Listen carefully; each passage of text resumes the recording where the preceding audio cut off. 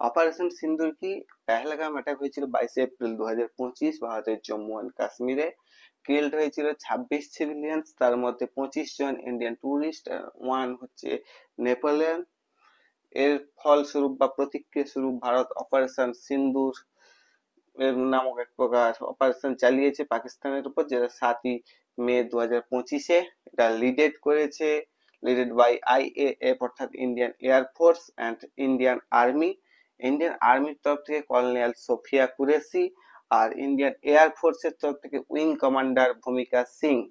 Operation হয়েছে 9 terrorist site of Pakistan and POJK অর্থাৎ পাক অকুপাইড জম্মু কাশ্মীর, পাক অকুপাইড কাশ্মীর বা পাক অকুপাইড জম্মু কাশ্মীর।